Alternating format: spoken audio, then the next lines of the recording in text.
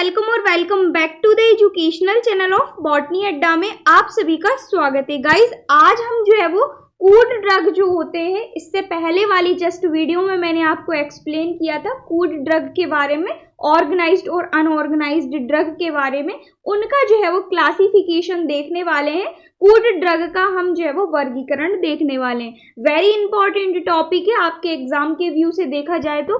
इसके अंतर्गत मैं आपको जो है वो 6 से 7 टाइप का क्लासिफिकेशन बताऊंगी, जिसके अंतर्गत सबसे पहले हम देखेंगे अल्फाबेटिकल क्लासिफिकेशन, इसके बाद हम देखेंगे taxonomical classification, morphological classification, chemical classification, pharmacological classification, chemotaxonomical classification और सेरोटॉक्सोनॉमिकल क्लासिफिकेशन। ये सारे क्लासिफिकेशन हम जो है वो देखने वाले हैं, एक एक करके मस्त तरीके से समझेंगे, नोट्स में आपको बताऊंगी और सारा का सारा टॉपिक हम जो है वो कंप्लीट करेंगे। वीडियो के एंड तक बने रहिएगा। चैनल पर नए हो तो सब्सक्राइब करना ना भूलिएगा, क्योंकि मैं आपको इस टाइप के सारे इंपॉर्टेंट जो टॉपिक है वो अपलोड करती रहती हूँ। तो चलिए स्टार्ट करते हैं। जस्ट इससे पहले वाली वीडियो में मैंने आपको एक्सप्लेन किया था ऑर्गेनाइज्ड और अनऑर्गेनाइज्ड ड्रग के बारे में। थोड़ा सा बता देती हूँ मैं आपको। जो ऑर्गेनाइज्ड ड्रग होती हैं उनका क्या होता है। ऑर्गेनाइज्ड ड्रग, सबसे पहली बात, ऑर्गेनाइज्ड से ही आपको समझ में आ रहा है कि ऑर्गेनाइज्ड जो ड्रग होती है ये अच्छे से अरेंज होती है, इनकी प्रॉपर एक स्ट्रक्चर होता है, प्रॉपर एक सेल्यूलर स्ट्रक्चर होता है, कोशिकीय संरचना होती है, ठीक है। साथ ही साथ वहीं यदि हम दूसरी तरफ देखें अनऑर्गेनाइज्ड ड्रग को, तो जो अनऑर्गेनाइज्ड ड्रग होती हैं इनकी कोई भी संरचना नहीं होती है, ठीक है, कोई भी इनका सेल्यूलर स्ट्रक्चर नहीं होता है, इसीलिए इनको जो है वो अनऑर्गेनाइज्ड ड्रग कहते हैं। और जो ऑर्गेनाइज्ड ड्रग होती हैं ये प्रॉपर तरीके से ऑर्गेनाइज्ड होती हैं, इनका जो है वो एक सेपरेट स्ट्रक्चर होता है, सेल्यूलर स्ट्रक्चर होता है, इसीलिए हम ऑर्गेनाइज्ड ड्रग को सेल्यूलर ड्रग कह देते हैं और अनऑर्गेनाइज्ड ड्रग को असेल्यूलर ड्रग भी कह देते हैं। और ड्रग का मतलब क्या होता है। ड्रग का मतलब होता है औषधियां। काफी सारे स्टूडेंट को तो यही समझ में नहीं आ रहा होगा कि ड्रग का मतलब क्या होता है, ठीक है। तो ड्रग का मतलब होता है औषधियां, औषधियों को हम दवाइयां भी कहते हैं। इसके बाद एक और टर्म मैंने आपको बताई थी, प्राकृतिक ड्रग या नेचुरल ड्रग के बारे में बताया था। तो नेचुरल ड्रग क्या होती है। नेचुरल ड्रग ऐसी औषधियां होती हैं जिनको जो है वो हम नेचर के जो प्रोडक्ट होते हैं, नेचर के जो उत्पाद होते हैं उनके द्वारा हम तैयार करते हैं। और भी ज्यादा डिटेल में आपको जो है वो देखना है तो इससे पहले वाली जस्ट वीडियो देख लीजिएगा। आपको आई बटन में जो है वो लिंक शो हो रही है और डिस्क्रिप्शन में भी मैंने आपको दे दिए, ठीक है।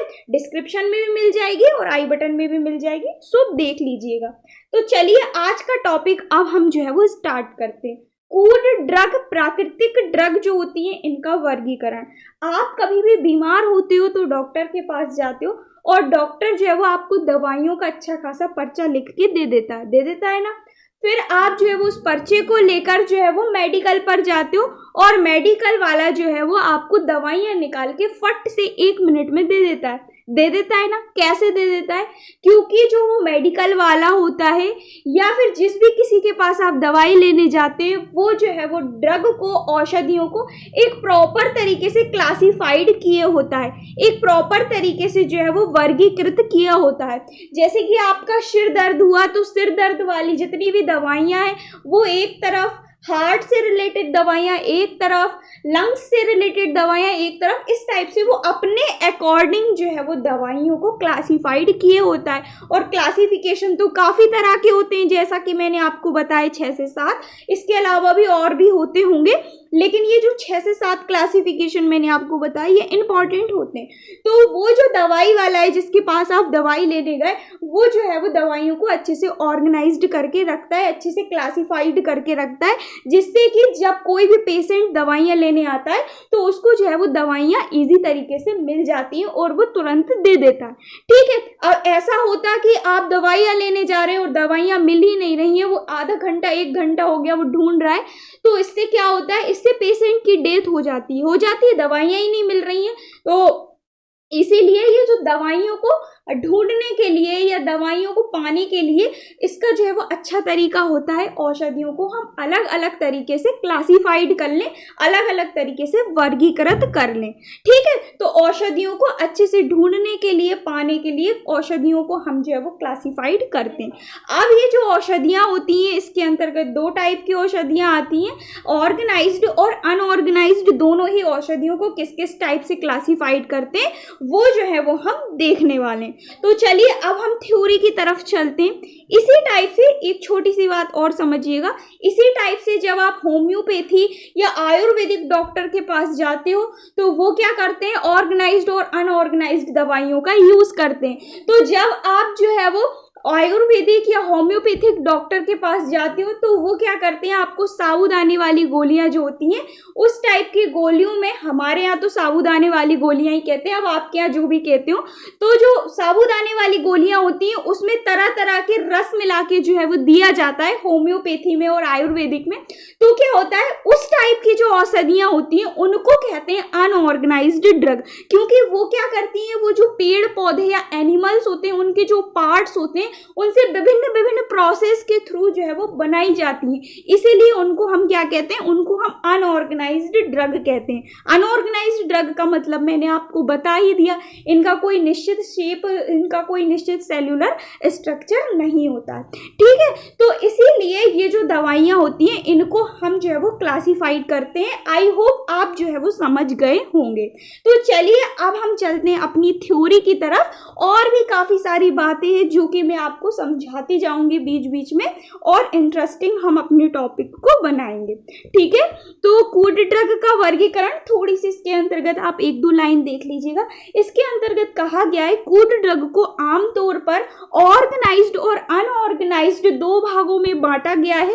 कूड ड्रग कहो या प्राकृतिक ड्रग कहो, इनको हम दो भागों में बांटते हैं, ऑर्गेनाइज्ड और अनऑर्गेनाइज्ड, सेल्यूलर और असेल्यूलर। ठीक है, देन इसके बाद कहा गया है सेल्यूलर और अनसेल्यूलर, इनमें क्या होता है, सेल्यूलर जो होती है उसमें एक निश्चित, एक रेगुलर ऑर्गेनाइज्ड संरचना होती है, और जो असेल्यूलर होती है, अनऑर्गेनाइज्ड होती है, इनकी एक रेगुलर ऑर्गेनाइज्ड संरचना नहीं होती है। ठीक है, तो पहला पॉइंट में यही कहा गया है। इसके बाद कहा गया है विभिन्न प्राकृतिक स्रोतों से प्राप्त दवाइयों का उपयोग विभिन्न विभिन्न रोगों के उपचार के लिए किया जाता है, यानी कि विभिन्न विभिन्न जो दवाइयाँ होती है, वेरियस टाइप की जो दवाइयाँ होती हैं, जो मेडिसिन होती हैं, इनका यूज वेरियस टाइप के रोगों के लिए, वेरियस टाइप के डिसीजेस के लिए किया जाता है। ठीक है, इसके बाद कहा गया है अलग अलग दवाइयों का अध्ययन करने के लिए दवाओं को हम जो है वो अलग अलग प्रणाली, अलग अलग मेथड के द्वारा क्लासिफाइड कर लेते हैं,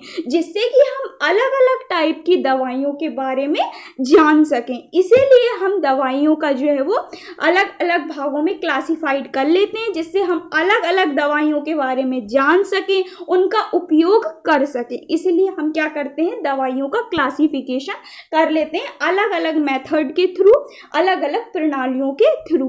दवाइयों को जो है वो मॉर्फोलॉजिकल, टैक्सोनॉमिकल, रासायनिक प्रकृति, फॉर्मोलॉजिकल, इन सारी मेथड के थ्रू हम जो है वो कूड ड्रग को कई भागों में वर्गीकृत करते हैं। ठीक है, तो जो मैंने आपको एक्सप्लेन किया था वो सारा आपको ये थ्योरी में मिल गया होगा। तो जो दवाइयाँ होती हैं उनको हम कई भागों में क्लासिफाइड करते हैं, जिसमें पहला है आपका अल्फ़ाबेटिकल। अल्फ़ाबेटिकल क्या होता है, अल्फ़ाबेटिकल में हम दवाइयों को, जो अल्फ़ाबेट होते हैं ए से जेड तक, A B C D E F, ये सारे कहलाते हैं आपके अल्फ़ाबेट। तो जो दवाइयाँ होती हैं अल्फ़ाबेटिकल क्लासिफिकेशन में हम दवाइयों को जो है वो अल्फ़ाबेटिकल ऑर्डर के अकॉर्डिंग जो है वो क्लासिफाइड करते हैं। यानी जो भी दवाई, सिंपल से समझिएगा, जो भी दवाई ए से शुरू हो रही उसको हम पहले, इसके बाद जो भी दवाई बी से शुरू हो रही उसको हम ए के जस्ट बाद, इसके बाद जो भी दवाई सी से शुरू हो रही उसको हम ए और बी दोनों के जस्ट बाद रख देंगे। तो इस टाइप से हम अल्फाबेटिकल ऑर्डर के थ्रू जो है वो दवाइयों को क्लासिफाइड करते हैं। ठीक है, इसी टाइप से नेक्स्ट होता है आपका टैक्सोनॉमिकल। टैक्सोनॉमिकल भी मैं आपको समझाऊंगी। इसी टाइप से होता है मॉर्फोलॉजिकल। मॉर्फोलॉजिकल में हम क्या करते हैं, जो दवाइयाँ होती हैं उनको शेप, साइज जो भी होता है उसके थ्रू हम जो है वो क्लासिफाइड करते हैं। इसके बाद आती है आपकी रासायनिक, जिसको कहते हैं केमिकल क्लासिफिकेशन। इसके बाद आती है फार्माकोलॉजिकल क्लासिफिकेशन। इसके बाद आता है कीमोटैक्सोनॉमिकल क्लासिफिकेशन। देन इसके बाद आता है आपका सेरोटैक्सोनॉमिकल क्लासिफिकेशन। तो ये जो सारे क्लासिफिकेशन होते हैं इनको एक एक करके हम मस्त तरीके से समझेंगे। सबसे पहला है आपका अल्फाबेटिकल क्लासिफिकेशन। तो जैसा कि मैंने आपको कहा, अल्फाबेटिकल क्लासिफिकेशन में क्या होता है, जो ड्रग्स होती हैं, जो दवाइयाँ होती हैं, जो औषधियाँ होती हैं, इनको हम अल्फाबेटिकल ऑर्डर के अकॉर्डिंग जो है वो क्या करते हैं, क्लासिफाइड करते हैं, वर्गीकृत करते हैं। ठीक है, तो इसके अंतर्गत कहा गया है दवाइयों का वर्गीकरण का यह सबसे इजी तरीका होता है। जो दवाइयाँ होती हैं, जो मेडिसिन होती हैं, इनको क्लासिफाइड करने का ये सबसे सरल तरीका होता है कि उनको एक विशेष भाषा में, जिस भी भाषा में जो दवाइयाँ दी गई हैं उनको उनके अनुसार अल्फाबेटिकल ऑर्डर में व्यवस्थित कर दें। अब देखो, कोई दवाई लैटिन भाषा में दी हुई होती है, कोई दवाई अंग्रेजी भाषा में दी हुई होती है, कोई दवाई उसके कॉमन जो नेम होता है, कॉमन नेम उसके अकॉर्डिंग दी हुई होती है। तो जो दवाई जिस भी लैंग्वेज में, जिस भी भाषा में दी हुई होती है, सिंपल से हम उस दवाई को उसी भाषा की, वही जो भाषा है उसी भाषा में जो है वो अल्फाबेटिकल ऑर्डर में अरेंज कर देते हैं। कहने का मतलब है कि जो दवाई जिस भी भाषा में दी हुई होती है, जो ड्रग जिस भी भाषा में दिया होता है, उस ड्रग को हम उसी भाषा में अल्फाबेटिकल ऑर्डर में अरेंज कर देते हैं।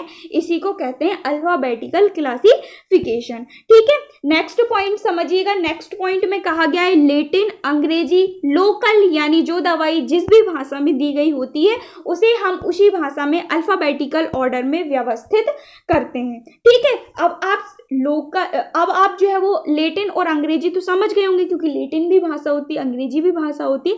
लोकल नहीं समझ पा रहे होंगे, तो लोकल क्या होता है? लोकल जैसे हम लोगों के कॉमन नेम होते हैं ना, इसी टाइप से जो पक्षी होते हैं उनके भी कॉमन नेम होते हैं। ईस्ट, वेस्ट, नॉर्थ, साउथ, सभी में अलग अलग चीजों को अलग अलग नामों से जाना जाता है।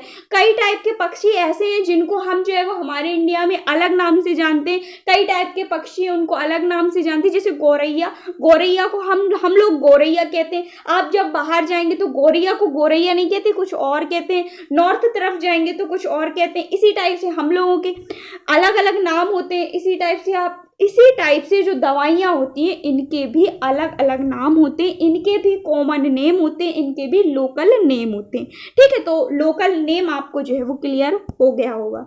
इसके बाद नेक्स्ट पॉइंट में कहा गया है कुछ फार्माकोपिया और संदर्भ पुस्तकें जो इस प्रकार के अनुसार के जो वर्गीकरण होता है इसको फॉलो करती हैं।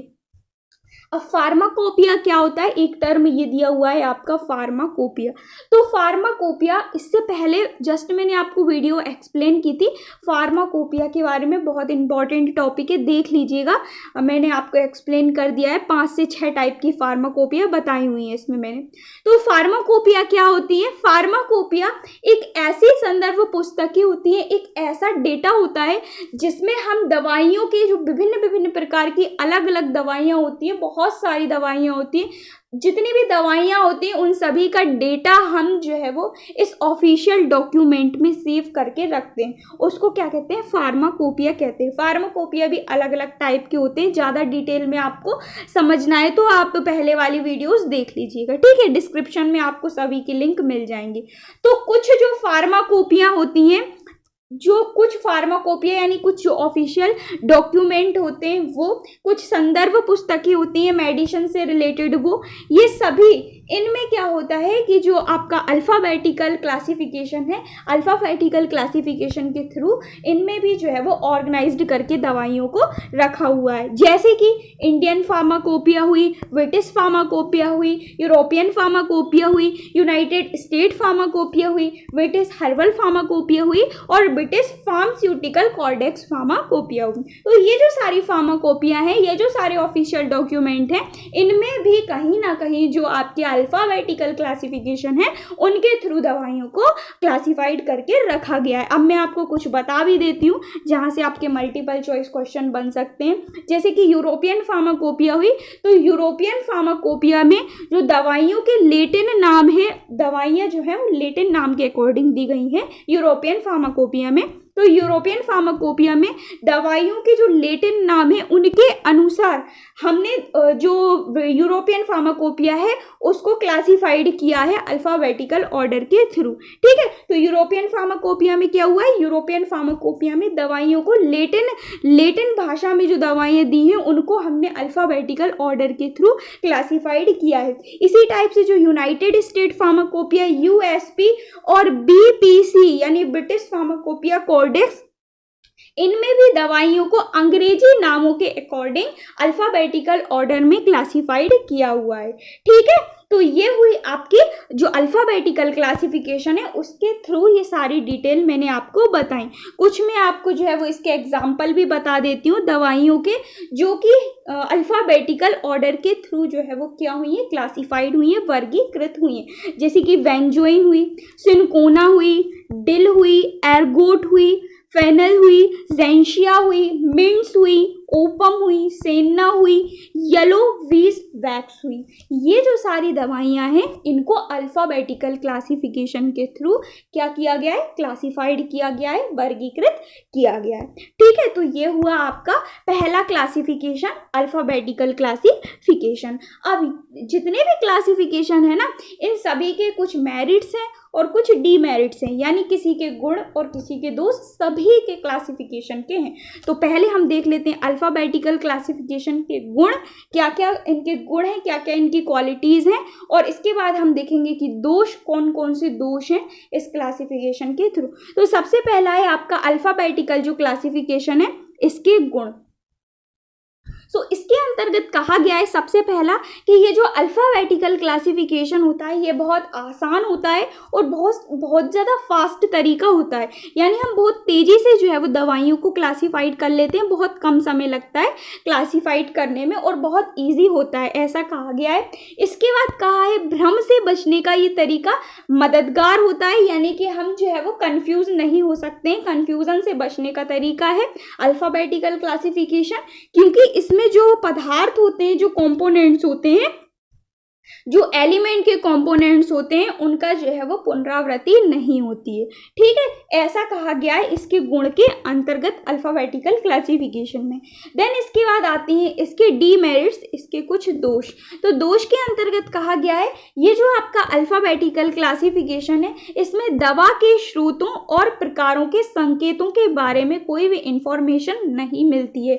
जो आपका अल्फाबेटिकल क्लासिफिकेशन है ये ड्रग्स के स्रोतों के बारे में भी नहीं बताता है कि कौन से ड्रग का क्या स्रोत है, और जो ड्रग्स हैं उनके टाइप्स के बारे में भी नहीं बताता है। इसके अलावा ये जो क्लासिफिकेशन है दवाइयों के बीच इंटर रिलेशनशिप को भी नहीं बताता है, यानी कि कौन सी दवाई किससे रिलेटेड है, किस किस दवाइयों के बीच इंटर रिलेशनशिप है, इस टाइप की इंफॉर्मेशन भी हमको अल्फाबेटिकल क्लासिफिकेशन में नहीं मिलती है। ठीक है, तो ये मैंने आपको गुण बताए, दोष बताए और पूरा का पूरा आपका अल्फाबेटिकल क्लासिफिकेशन बताया, जिसमें मैंने आपको बताया अल्फाबेटिकल जो क्लासिफिकेशन होता है इसमें जो जो ड्रग्स होती हैं वो जिस भी लैंग्वेज में दी होती हैं उनको हम उसी लैंग्वेज में क्या कर लेते हैं, वर्गीकृत कर लेते हैं, क्लासिफाइड कर लेते हैं। ठीक है, क्लियर हुआ आप लोगों को? तो चलिए अब हम बढ़ते हैं हमारे सेकंड टाइप के क्लासिफिकेशन की तरफ। तो जो हमारा सेकंड टाइप का क्लासिफिकेशन है इसका नाम है टैक्सोनॉमिकल क्लासिफिकेशन। ठीक, टैक्सोनॉमिकल क्लासिफिकेशन, इसके अंतर्गत कहा गया है इस प्रकार की वर्गीकरण प्रणालियों में दवाइयाँ जो ड्रग्स होती हैं इनको टैक्सोनॉमिकल स्टडी के अनुसार, टैक्सोनॉमिकल अध्ययन के अनुसार वर्गीकृत करते हैं। क्या होता है भाई टैक्सोनॉमिकल वर्गीकरण? तो समझिएगा, आप जब भी आप लोगों ने बॉटनी पढ़ी होगी तो उसमें आप लोगों ने देखा होगा कि विभिन्न विभिन्न प्रकार के जो पौधे होते हैं या विभिन्न विभिन्न प्रकार के जो जंतु होते हैं उनको सबसे पहले हम उनका एक फाइलम बनाते हैं। फाइलम के बाद हम फाइलम यानी हम उसका एक संघ बनाते हैं। संघ के बाद हम उसका एक सब फाइलम बनाते हैं यानी उपसंघ बनाते हैं। इसके बाद हम उनका ऑर्डर बनाते हैं, उनका जीनस बनाते हैं, उनकी फैमिलीज बनाते हैं, स्पीसीज देखते हैं, सब स्पीसीज देखते हैं कि नहीं देखते? आप लोगों ने जरूर पढ़ा होगा, नहीं पढ़ा हो तो थोड़ा सा आपको टफ लग सकता है। ठीक है, तो क्या करते हैं जब हम विभिन्न विभिन्न प्रकार की दवाइयों को इस टाइप को जो हम विभिन्न विभिन्न दवाइयाँ होती हैं, ये जो मैंने आपको बताया order, taxonomical order, taxonomical study के थ्रू जब हम दवाइयों को क्लासिफाइड करते हैं तो उसको कहते हैं टैक्सोनॉमिकल क्लासिफिकेशन। मान लीजिए कोई दवाई है आपकी, उस दवाई का सबसे पहले आपने फाइलम देखा, उसके बाद आपने उसका सब फाइलम देखा, इसके बाद आपने उसका ऑर्डर देखा, उसकी फैमिलीज देखी, उसका जीनस देखा, उसकी स्पीसीज देखी, उसकी सब स्पीसीज देखी। इन सभी के बारे में जब आपने किसी दवाई का अध्ययन कर लिया उसको कहते हैं टैक्सोनॉमिकल स्टडी। ठीक है, जब आपने ये सारे अध्ययन कर लिया आपने किसी दवाई का, उसको कहते हैं टैक्सोनॉमिकल स्टडी। इसके बाद आपने उस दवाई को क्लासिफाइड कर दिया तो उसको कहते हैं टैक्सोनॉमिकल क्लासिफिकेशन। ठीक है, तो इसके अंतर्गत कहा गया है जो टैक्सोनॉमिकल क्लासिफिकेशन है इसमें दवाइयों को टैक्सोनॉमिकल स्टडी के अकॉर्डिंग क्लासिफाइड किया जाता है। देन इसके बाद नेक्स्ट पॉइंट में कहा गया है टैक्सोनॉमिकल वर्गीकरण में प्राकृतिक संबंधी फाइलोजेनेटिक समानता के आधार पर ड्रग का phylum, order, family, genus, species, sub species आदि के अकॉर्डिंग क्लासिफाइड किया जाता है। यानी जो दवाइयाँ होती हैं उनको हम phylum, order, genus, families, species, sub species, इन सभी के अकॉर्डिंग, इन सभी को कहते हैं टैक्सोनॉमिकल स्टडी।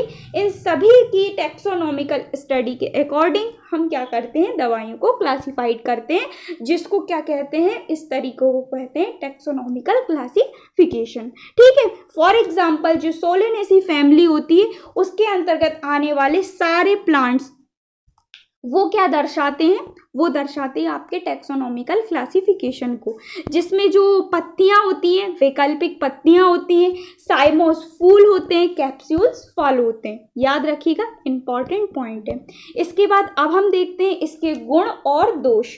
तो इसके गुण के अंतर्गत कहा गया है यह एक बार में एक कूट ड्रग की फैमिली की सभी विशेषताओं का अध्ययन करने में मददगार है।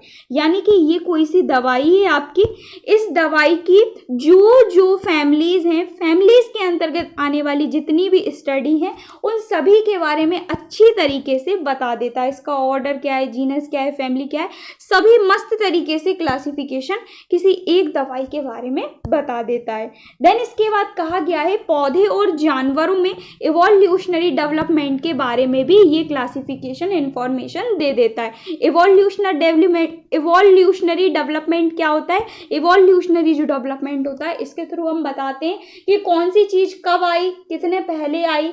जैसे कि कोई दवाई है, ये कब आई, इसके बाद कौन सी दवाई आई, इसके बाद कौन सी दवाई आई, इस टाइप के बारे में बता देता है इवोल्यूशनरी डेवलपमेंट। ठीक है, इसके बाद आते हैं दोष।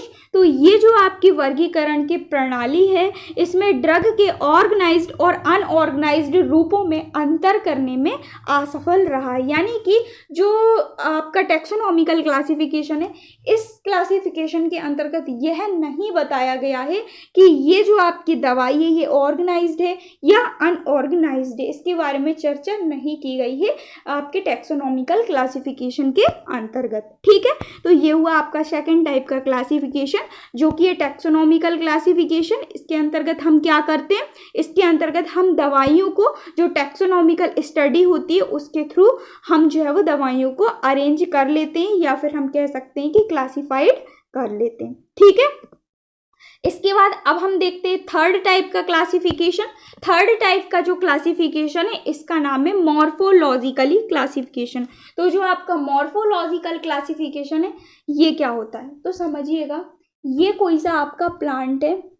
ठीक, पहले समझिएगा देन हम जो है वो थ्योरी की तरफ चलेंगे।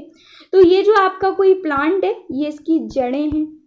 ठीक, थोड़ा अच्छे से बना देती हूँ मैं इस प्लांट को, आपको जो है वो समझने में आसानी होगी। ठीक, ये है आपका कोई प्लांट, मान लीजिए ये है आपका कोई प्लांट। ठीक, अब ये जो प्लांट है ये है इसकी लीफ, ये है इसका तना, ये है इसकी पत्ती। ठीक, ये है इसका तना। ठीक, ये है इसकी जड़ें। अब ये इस प्लांट की आपको सारी चीजें दिख रही हैं, जड़, तना, पत्ती।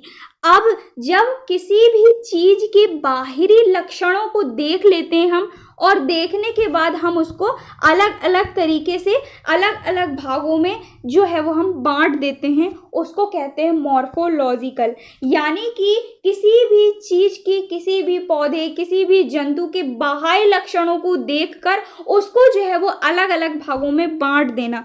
जैसे कि कोई भी हमने प्लांट उठाया, उसकी हमने लीफ अलग कर दी, उसकी हमने तना अलग कर दिया, उसकी हमने जड़ अलग कर दी, उसके हमने फूल अलग कर दिया, उसकी हमने कली अलग कर दी। तो ये जो हमने अलग अलग किया है ना, इसी को क्या कहते हैं? इसी को कहते हैं मॉर्फोलॉजिकल।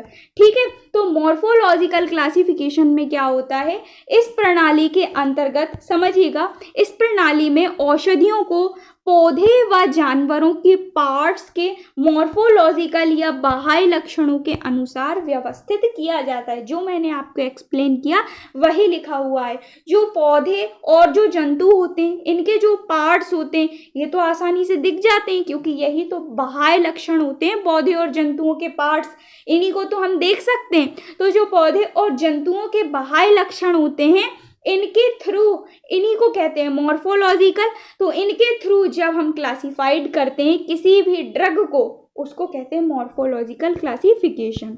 और भी समझिएगा, नेक्स्ट पॉइंट में कहा गया है वह औषधियाँ जो पौधों के सूखे भागों और कोशिकीय ऊतकों से प्राप्त होती हैं ऑर्गेनाइज्ड ड्रग कहलाती हैं। जैसे कि राइजोम, छाल, पत्ते, फल। ऑर्गेनाइज्ड ड्रग के बारे में पहले भी मैंने आपको बताया हुआ है, जो पौधों के भागों से या फिर एनिमल्स के भागों से प्राप्त होती हैं, जिनको हम देख सकते हैं, ठीक है, जिनको हम मॉर्फोलॉजिकल लक्षणों के द्वारा पहचान सकते हैं, देख सकते हैं, निश्चित संरचना होती है, उनको क्या कहते हैं? Organized drug. इसके अलावा वे औषधियाँ जो पौधों के कुछ भागों से कुछ भौतिक प्रक्रियाओं के द्वारा तैयार की जाती हैं, जैसे कि पौधे के तने में कट लगाकर उससे जो पदार्थ निकला है उसको सुखाकर निष्कासित करके जो औषधि बनाई जाती है, उसको कहते हैं अनऑर्गेनाइज्ड ड्रग। जैसे कि अफीम हुआ, लैक्टेस हुआ, अगर हुआ, शहद, मोम, जिलेटिन, ये सारी क्या कहलाती हैं? Unorganised drug. तो मॉर्फोलॉजिकल क्लासिफिकेशन में ऑर्गेनाइज्ड और अनऑर्गेनाइज्ड का एग्जाम्पल दिया गया है आपकी बुक के अंतर्गत। और ऑर्गेनाइज्ड और अनऑर्गेनाइज्ड ड्रग मैंने आपको बताई। ऑर्गेनाइज्ड और अनऑर्गेनाइज्ड ड्रग क्या होता है, इनको हम क्लासिफाइड करते हैं मॉर्फोलॉजिकल लक्षणों के द्वारा। मॉर्फोलॉजिकल लक्षण क्या होते हैं? ऐसे लक्षण जो बाहर से दिख जाते हैं। जब वो बाहर से दिख जाते हैं तो उनको हम जो है वो अलग अलग भागों में क्लासिफाइड कर लेते हैं। सेम इसी तरह से दवाइयाँ होती हैं, जैसे कि मैंने आपको बताया। ठीक है, इसके बाद नेक्स्ट इसके गुण और दोष हम देख लेते हैं। इसके गुणों के अंतर्गत कहा गया है व्यवहारिक अध्ययन के दौरान इसे प्राथमिकता दी जाती है। बिहेवियरल स्टडीज हम देखें, बिहेवियरल स्टडीज जब हम देखें ड्रग्स की अलग अलग टाइप की, तो उसके अकॉर्डिंग जब हम देखेंगे तो इनको प्राथमिकता दी जाती है। ठीक है, इसके बाद दोष में यदि हम देखें, इसके डीमेरिट्स में यदि हम देखें तो इसके अंतर्गत कहा गया है यह दवाइयाँ रासायनिक घटकों के बारे में कोई भी जानकारी नहीं देती हैं। जो आपके केमिकल कंपोनेंट्स होते हैं इसके बारे में इंफॉर्मेशन नहीं देती हैं।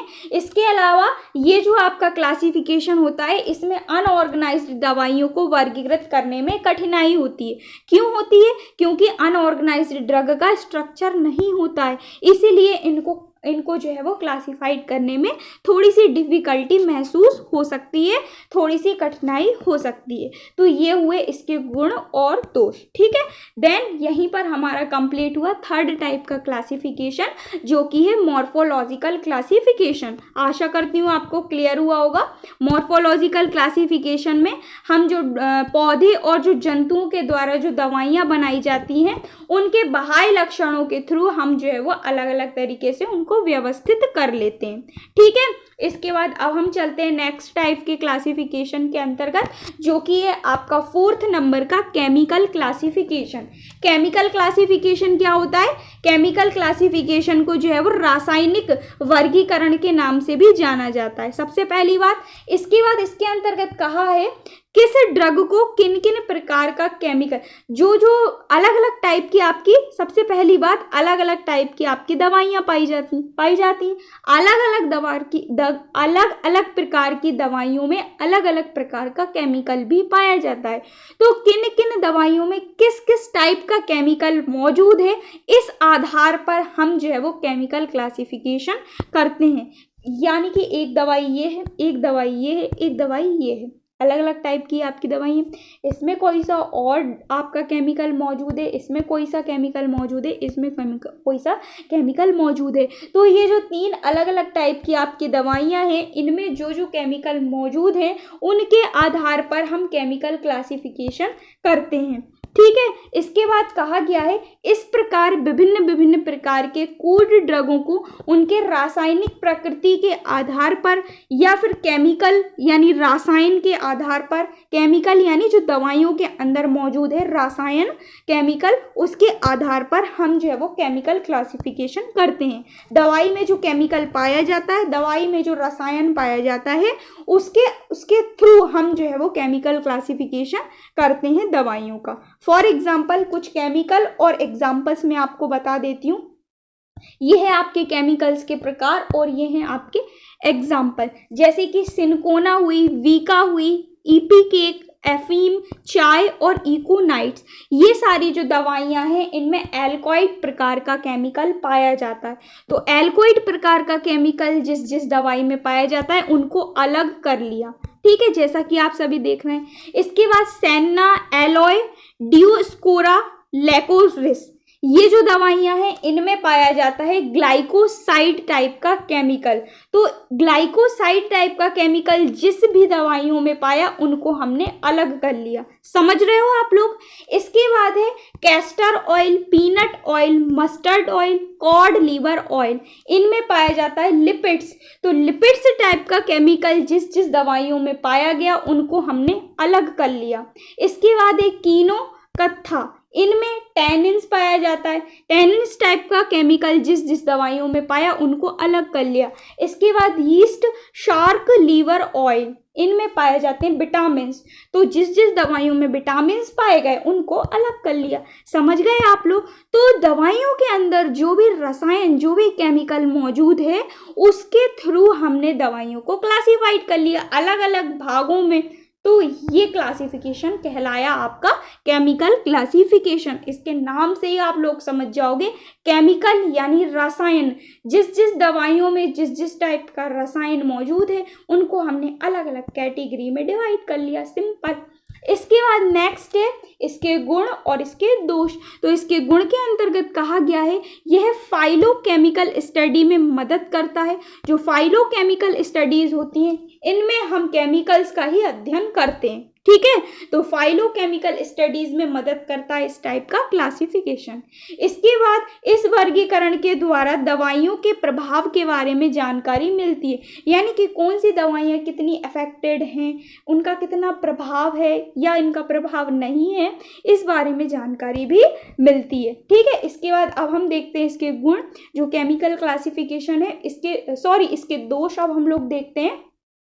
तो जो केमिकल क्लासिफिकेशन है इसके दोष के अंतर्गत कहा गया है यह उन दवाइयों को वर्गीकृत करने में असफल रहा है जिसमें रासायनिक घटकों को 2 भागों में 2 कैटेगरी में बांट दिया है। अब जिस जिस दवाइयों में एक टाइप का केमिकल मौजूद था उन दवाइयों को हमने अलग अलग भागों में बांट लिया, लेकिन कोई सी दवाइयां ऐसी भी देखी बाद में कि जिनमें 2-2 टाइप के केमिकल मौजूद थे। वह दवाइयां जिसमें 2-2 टाइप के केमिकल मौजूद हैं उन दवाइयों को क्लासिफाइड करने में ये जो आपका सिस्टम है केमिकल क्लासिफिकेशन, इसको जिस दवाई में 2-2 टाइप के केमिकल मौजूद हैं उनको जो है वो क्लासिफाइड करने में जो केमिकल क्लासिफिकेशन है ये असफल रहा है। ठीक है, तो ये मैंने आपको बताया इसके गुण और इसके दोष। अब हम चलते हैं नेक्स्ट टाइप का क्लासिफिकेशन। तो जो नेक्स्ट टाइप का क्लासिफिकेशन है इसका नाम है फार्माकोलॉजिकल क्लासिफिकेशन। जैसा कि आप इसके नाम से ही जान रहे हैं, फार्माकोलॉजिकल क्लासिफिकेशन। तो फार्माकोलॉजिकल क्लासिफिकेशन क्या होता है? फार्माकोलॉजिकल क्लासिफिकेशन में फार्माकोलॉजिकल एक्शंस जो होते हैं इसके थ्रू हम जो है वो दवाइयों को क्लासिफाइड करते हैं। समझिएगा, इसके अंतर्गत कहा गया है इस वर्गीकरण की पद्धति के अंतर्गत दवाइयों को उनके मुख्य घटकों की औषधीय क्रियाएं क्या होती हैं? फार्माकोलॉजिकल एक्शंस के अकॉर्डिंग वर्गीकृत किया जाता है। यानी कि दवाइयाँ जो होती हैं, दवाइयों के अंतर्गत जो भी कंपोनेंट प्रेजेंट हैं वो किस किस टाइप से क्रियाएं करते हैं। ठीक है, उन क्रियाओं को कहते हैं फार्माकोलॉजिकल एक्शन और जो फार्माकोलॉजिकल एक्शन होते हैं इनके थ्रू हम जो है वो दवाइयों को वर्गीकृत करते हैं। ठीक है, तो फार्माकोलॉजिकल एक्शन के थ्रू हम फार्माकोलॉजिकल क्लासिफिकेशन करते हैं, दवाइयों को जो है वो बांटते हैं। ठीक है, तो ये कहलाता है आपका फार्माकोलॉजिकल क्लासिफिकेशन। इसके अंतर्गत नेक्स्ट पॉइंट समझिएगा, कहा गया है इस प्रकार की दवाइयों की मॉर्फोलॉजिकल, बायोलॉजिकल स्वभाव और रासायनिक प्रकृति की परवाह किए बिना इनमें क्रियाओं की समानता के आधार पर दवाइयों को हम एक साथ रखते हैं। क्या कहा गया है, जो आपके इससे पहले वाले मैंने आपको क्लासिफिकेशन बताए थे, मॉर्फोलॉजिकल, टैक्सोनॉमिकल, अल्फाबेटिकल, ये सारे क्लासिफिकेशन, इसके अलावा जो दवाइयों का बिहेवियर होता है, जो दवाइयों का स्वभाव होता है, उन सभी को इग्नोर करके, उन सभी की परवाह किए बिना हम दवाइयों में समानता भी चेक करते हैं कि कौन सी दवाई किससे मैच होती है।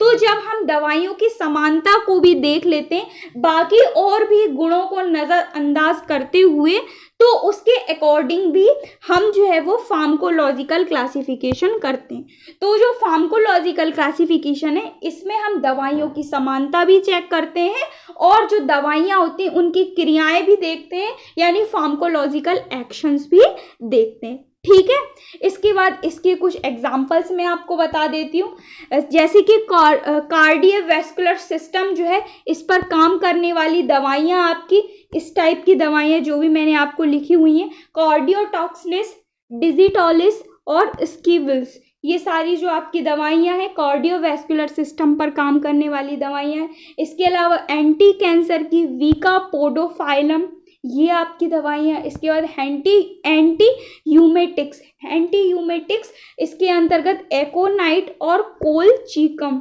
ये दवाइयाँ हैं आपकी। ठीक है, तो इस टाइप की जो दवाइयाँ होती हैं इनके थ्रू भी हम जो है वो फार्माकोलॉजिकल क्लासिफिकेशन करते हैं। तो ये जो आपका फार्माकोलॉजिकल क्लासिफिकेशन है ये थोड़ा सा हार्ड होता है, ठीक है, थोड़ा सा कठिन भी होता है, और इस फार्माकोलॉजिकल क्लासिफिकेशन को जो है वो कम महत्वपूर्ण माना गया है और भी क्लासिफिकेशन की तुलना में। ठीक है, इसके बाद अब हम चलते हैं इसके गुण और दोष की तरफ। तो इसके गुण और दोष के अंतर्गत कहा गया है, फार्माकोलॉजिकल वर्गीकरण उन औषधियों के वर्गीकरण में उपयोगी है जिनकी रासायनिक प्रकृति का पता लगाना कठिन है। ऐसी दवाइयाँ जिनका हम रासायनिक वर्गीकरण पता नहीं लगा पा रहे हैं, उनका हम फार्माकोलॉजिकल क्लासिफिकेशन करेंगे तो इजी तरीके से हम जो है वो उनको डिवाइड कर सकते हैं। तो ऐसी दवाइयाँ जिनका रासायनिक प्रकृति का पता लगाना कठिन है, उनको हम फार्माकोलॉजिकल वर्गीकरण के थ्रू जो है वो क्लासिफाइड कर लेते हैं। ठीक है, इसके दोष के अंतर्गत कहा गया है, मॉर्फोलॉजी, टैक्सोनॉमी आदि जैसे विभिन्न पहलुओं पर विचार नहीं किया जाता है फार्माकोलॉजिकल क्लासिफिकेशन में। सीधी सी बात, जो फार्माकोलॉजिकल क्लासिफिकेशन है इसमें मॉर्फोलॉजिकल और टैक्सोनॉमिकल जो क्लासिफिकेशन है उसको इग्नोर किया हुआ है। ठीक है, तो ये हुआ आपका फार्माकोलॉजिकल क्लासिफिकेशन, जिसमें दवाइयाँ जो होती हैं, औषधियाँ जो होती हैं, उनके क्रियाओं को देखते हैं, किस किस टाइप से वो अफेक्टेड हैं, नहीं है, कितनी अफेक्टेड हैं, इन सभी को कहते हैं फार्माकोलॉजिकल एक्शन।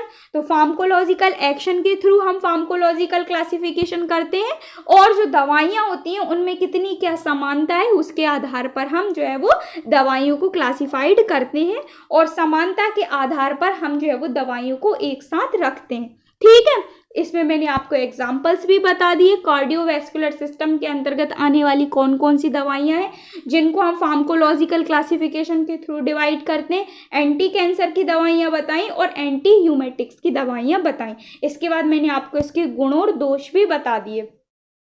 इसके बाद नेक्स्ट है आपका कीमोटैक्सोनॉमिकल क्लासिफिकेशन, ये भी आपका इंपॉर्टेंट है। तो इसके नाम को समझिएगा। सबसे पहला है आपका कीमो। कीमो का मतलब होता है केमिकल, और टैक्सोनॉमिकल का मतलब होता है, जैसा कि मैंने आपको बताया, टैक्सोनॉमिकल क्लासिफिकेशन में हम जो है वो दवाइयों को किस टाइप से, दवाइयों का फाइलम चेक करते हैं, सब फाइलम चेक करते हैं, ऑर्डर चेक करते हैं, जीनस, फैमिली, सब family, sub species, sub species, ये सभी हम हम देखते हैं टैक्सोनॉमिकल क्लासिफिकेशन के अंतर्गत। और कीमो यानी केमिकल के अंतर्गत हम क्या करते हैं, दवाइयों के अंतर्गत जो जो केमिकल, दवाइयों के अंदर जो जो केमिकल मौजूद है उसके थ्रू हम केमिकल क्लासिफिकेशन करते हैं।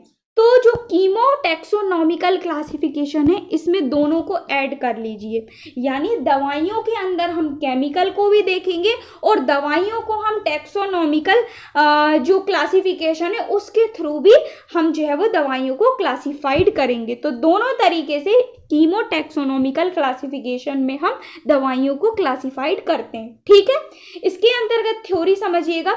इस प्रकार की पद्धति में दवाइयों का वर्गीकरण प्रायः केमिकल एवं टैक्सोनॉमिकल इन दो आधार पर किया जाता है। जैसा कि मैंने आपको बताया, दवाइयों के अंदर मौजूद केमिकल भी देखते हैं और टैक्सोनॉमिकली भी हम जो है वो दवाइयों को क्लासिफाइड करते हैं। टैक्सोनॉमिकल मैंने आपको बता ही दिया।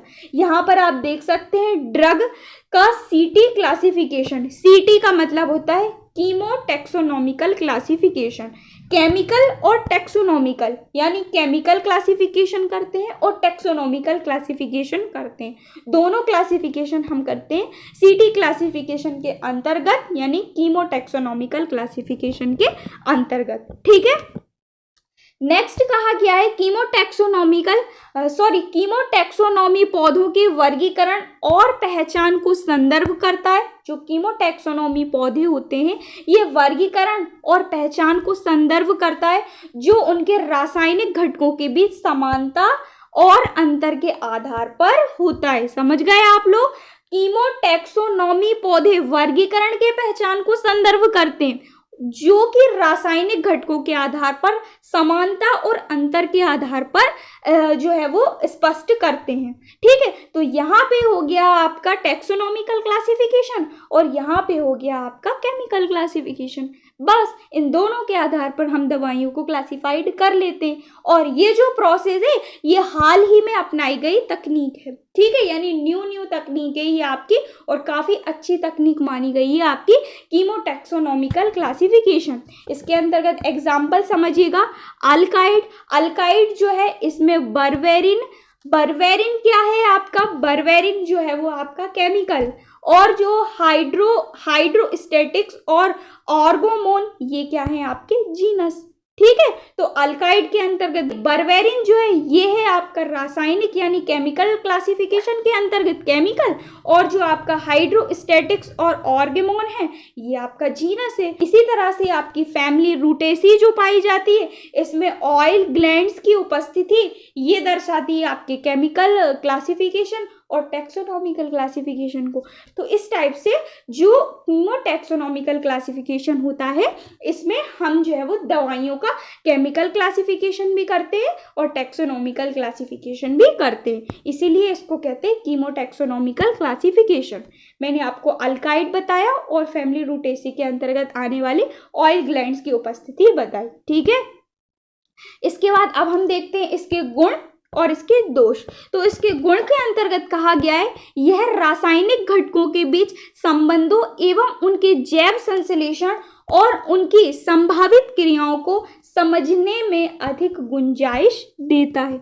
जो रासायनिक घटक मौजूद होते हैं दवाइयों में उनके बीच रिलेशनशिप, उनके बीच संबंध और जैव संश्लेषण के द्वारा संभावित जो क्रियाएं होती हैं दवाइयों की उनको समझने में क्या करता है, हेल्प करता है। कौन? Chemo taxonomical classification. ठीक, इसके बाद अब हम इसके दोष देखते हैं। तो इसके दोष के अंतर्गत कहा गया है यह क्लासिफिकेशन ऑर्गेनाइज्ड और अनऑर्गेनाइज्ड जो प्रोसेस होती है इसके थ्रू दवाइयों को समझने में असफल रहा है। यानी ऑर्गेनाइज्ड और अनऑर्गेनाइज्ड के बारे में कीमो टैक्सोनॉमिकल क्लासिफिकेशन ने बात ही नहीं की।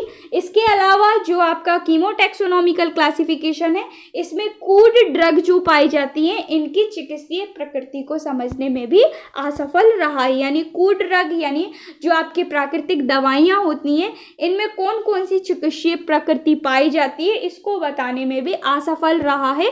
कौन? Chemo taxonomical classification. तो ये सारे मैंने आपको क्लासिफिकेशन बताए जो कि मैंने आपको 6 टाइप के अलग अलग क्लासिफिकेशन बताए। इंपॉर्टेंट है सारे क्लासिफिकेशन, कर लीजिएगा अच्छे से। और जो नोट्स दिया मैंने आपको ये नोट्स भी आप प्रॉपर तरीके से बना लीजिएगा, यानी अपनी कॉपी में जो है वो लिख लीजिएगा। ठीक है, सो आशा करती हूँ वीडियो आपको क्लियर हुआ होगा। कोई भी डाउट हो मुझे नीचे कमेंट करके बता दीजिएगा, आपका डाउट भी मैं जो है वो क्लियर कर दूंगी। ठीक, इसका PDF चाहिए हो तो मुझे नीचे कमेंट करके बताइएगा, मैं आपको इसका PDF भी जो है वो प्रोवाइड कर दूंगी टेलीग्राम पर, और टेलीग्राम की लिंक मैंने आपको डिस्क्रिप्शन में दे दी है, सो आप जाकर ज्वाइन कर लीजिएगा। ठीक है, इससे पहले के वीडियोस भी मैंने आपको शेयर किए हुए हैं, काफ़ी सारे टॉपिक जो आप लोगों के लिए इंपॉर्टेंट है, उनको भी देख लीजिएगा। सो मिलते हैं नेक्स्ट वीडियो में न्यू टॉपिक के साथ। चैनल पर नए हो तो सब्सक्राइब करना ना भूलें। मिलते हैं नेक्स्ट वीडियो में। So thank you so much for watching, keep on learning.